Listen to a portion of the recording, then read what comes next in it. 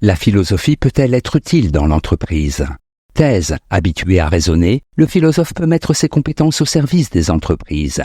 Antithèse, la philosophie s'oppose absolument à l'esprit commercial qui règne dans les entreprises. Thèse, la philosophie peut être utile dans l'entreprise.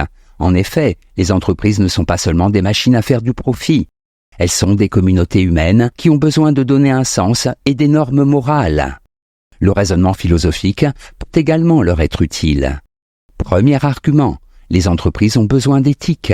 Certaines banques pratiquent des placements éthiques. Elles s'engagent à ne prêter de l'argent qu'aux investisseurs qui ne se comportent pas de manière répréhensible. Par exemple en investissant des fonds que dans des opérations ne nuisant pas à l'environnement. Ces banques ont du succès car de nombreux épargnants aiment que leur argent serve à financer de bonnes causes.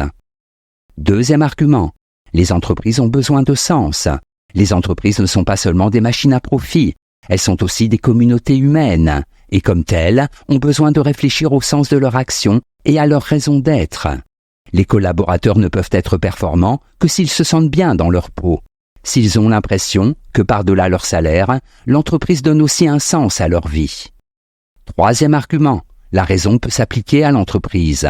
Contrairement à un préjugé courant, les philosophes ont aussi le sens des réalités.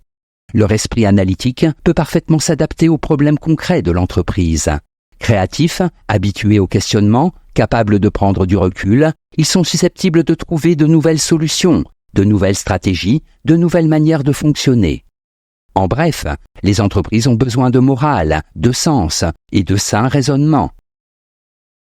Dans chacun de ces domaines, la philosophie peut leur être utile. Antithèse, la philosophie ne peut pas être utile dans l'entreprise. En effet, la philosophie s'oppose radicalement à l'esprit des entreprises. Elle vise des objectifs différents. L'entreprise ne cherche que le profit et considère les hommes comme des moyens, et non comme des fins. La philosophie doit lutter contre cette aliénation. Premier argument, la philosophie s'oppose au profit. La philosophie s'oppose radicalement à l'esprit de profit qui gouverne les entreprises. Le domaine propre de la philosophie est précisément ce qui échappe à la rationalité marchande, technique et pratique de l'entreprise.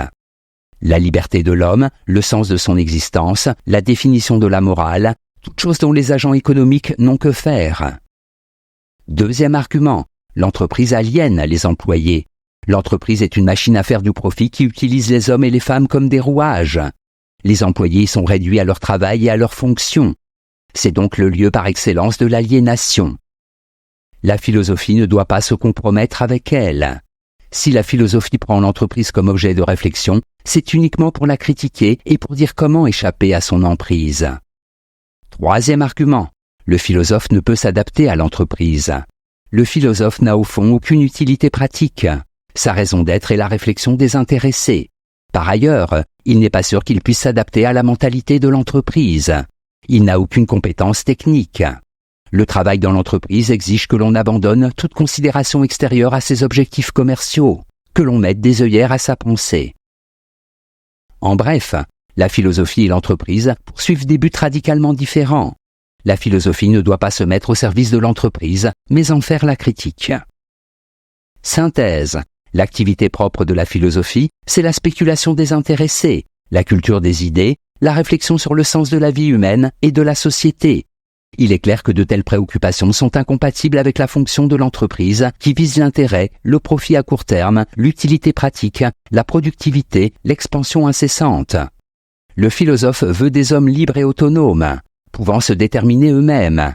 L'entreprise les a servis à ses buts exclusifs et les utilise comme des moyens, ne se préoccupant de leur bien-être que dans la mesure où elle en tire profit par un accroissement de leur productivité. Certes, le philosophe n'est pas un incompétent, et certaines de ses vertus de raisonnement, d'analyse, de communication pourraient être détournées et mises au service d'objectifs commerciaux. Mais ce serait au prix, justement, d'un détournement et de l'abandon de ce qui fait son originalité. Il ne faut pas se faire d'illusions, on ne philosophe pas dans l'entreprise.